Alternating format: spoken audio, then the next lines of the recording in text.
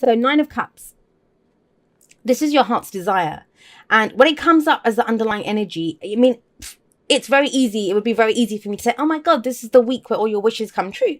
I don't kind of feel like that's what's happening. I feel like this is a week. I mean, there's no swords coming up. Have a look at that. So it's not about thinking. It's about getting back into your feelings. I don't know if you've taken a little bit, and it's an air sign thing, taken a little bit of break into your head, like been thinking about things. Now it's time to get back to the heart, balance things out, right? We have double kind of heart energy coming in here.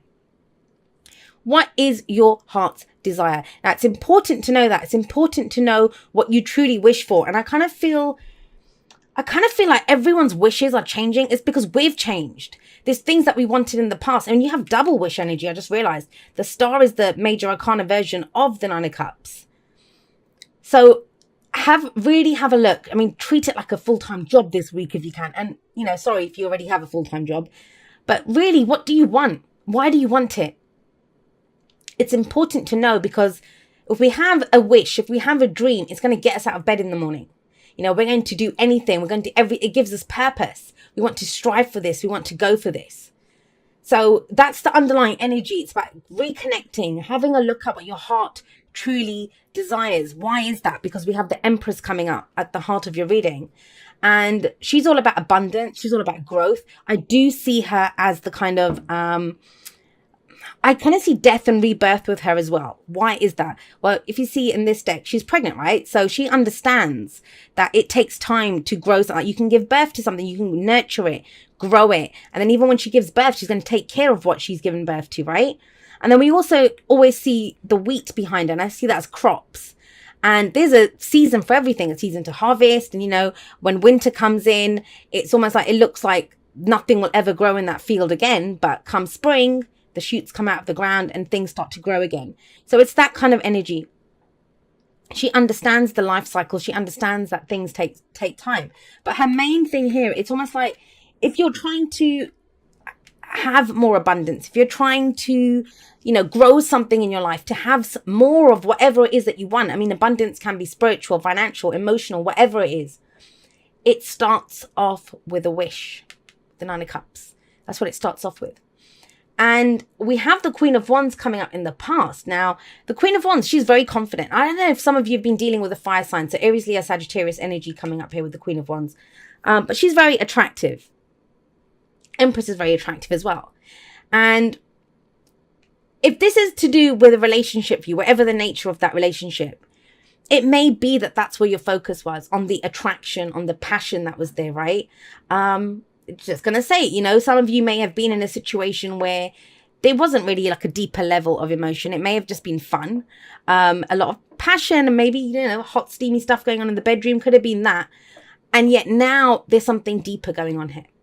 There's something that you want to grow this. You don't want to be that person, whether it's with that person or not, right? It kind of feels like now there's deeper emotional stuff that's coming up. And that's how we grow this. That's how we get more abundance. That's how we get whatever it is that we're trying to grow. If you have a look in the present, we have the Queen of Cups, and she purely comes from a heart place. That's what she does. It's all about her emotions, her love. I always see her as very discerning. She knows who is worthy of her cup of love and who isn't. She's not going to just hand it over to anyone. She wants to see what's being offered to her first. But have a look at this energy here. I mean, this is all heart. Not passion, not action, not going for stuff. It's sitting in your feelings. What would make you happy? If right now I could just click my fingers and give you whatever you wanted, like no money, no nothing. If there was any wish that you could make, what would be your wish? What would you have? And I've been saying this to a lot of the signs that, a lot of the times we don't dream big enough. We kind of put restrictions on what we're dreaming for, like, oh, I can't do that anyway. And it's right. When you tell yourself that, I can't have this or I can't get that, you can't, because you're restricting yourself. And I get it, it takes courage. It takes a lot of strength to be able to dream, to live from the heart, because it's almost like you set yourself up for failure, right? That you kind of, even when we manifestation is that we know it's coming in. That's the 3 of Wands that's coming up there for you, but I'll talk about that in just a moment. And I've talked to so many people, tried to get them to dream and to wish, and it's amazing how many people don't. I mean, there's this kind of idea that everyone out there is frustrated because they're trying to go for a dream, a person, a job, whatever. Some people don't have a dream or a wish or anything. And when you try to get to, pull back the layers of why is it that you're not dreaming? Why is it that you don't have a wish? It's because, it's that sense of it never happens. So why am I setting myself up for failure? I'm just going to be disappointed when it doesn't happen. But that's the whole point. We must know with the Star and the Nine of Cups coming out and Three of Wands, that's the card of manifestation too, that it can happen. It will happen when our vibration is behind it. Wands, the energy that we put out into the world. And I kind of feel this, if you've been trying to manifest, because there's double manifestation energy coming up here. Well, 3 if you count the Three of Wands. In the past, you might have taken the action, gone for the more kind of frivolous, and I'm sorry to use that word, but, like I said, the restrictions. I think I can get this. I think I'll only go for this. But it's not. You want everything now. You want it all. And when you should. You have the Empress there. She can have whatever she wants. I said double manifestation energy, those two, but actually these two are cards of manifestation too. She's a master manifester. She can attract whatever she wants to herself. That's attractive, right? Attracting whatever she wants to herself.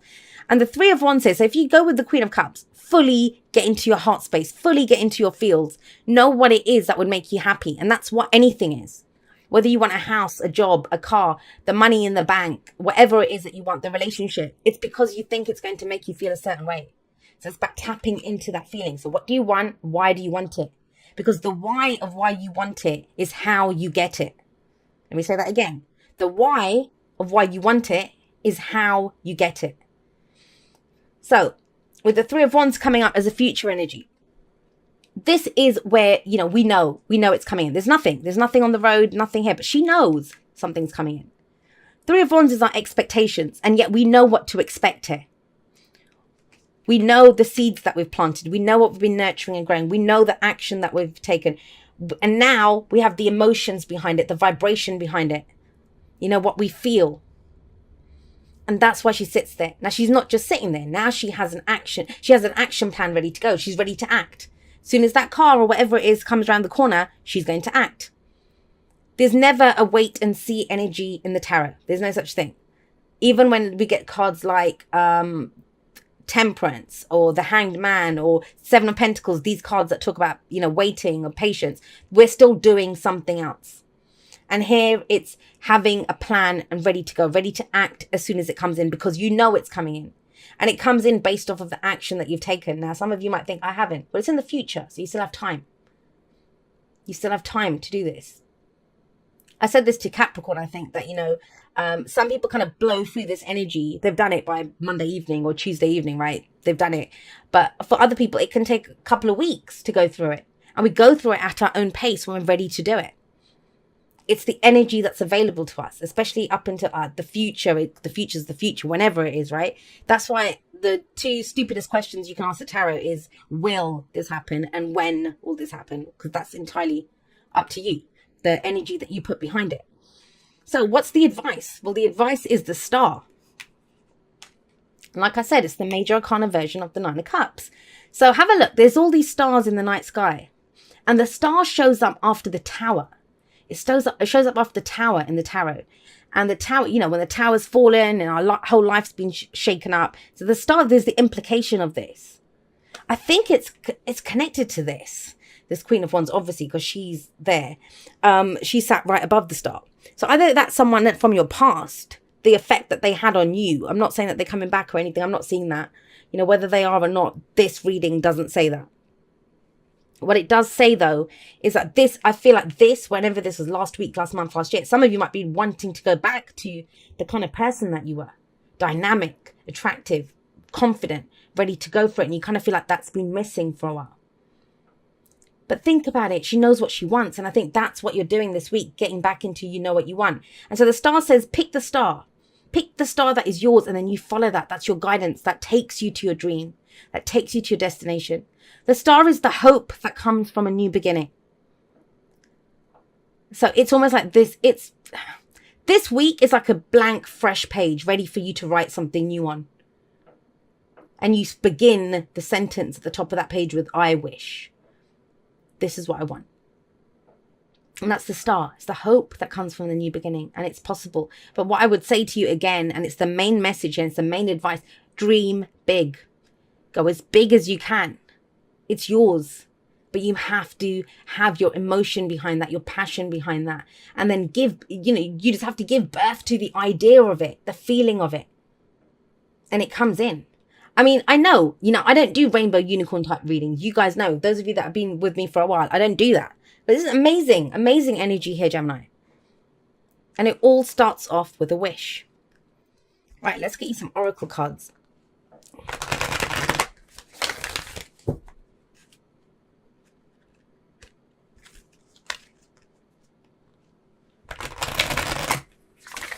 I don't know if I said the signs. I know some of you like that. I mean, the signs don't own the cards. They just lend their characteristics. But we have Aries, Leo, Sagittarius here, Pisces, Cancer, Scorpio, and Aquarius here. There's very Venus energy here. But remember, we have those placements in our chart. Even those people that say they don't, yes, you do. It's somewhere in your chart, right? And it's about tapping into different aspects of yourself. I find it really interesting that the two air signs that I've read for so far, you and Aquarius, didn't get any swords. It's almost like it's saying no time for thinking now. It's time for feeling.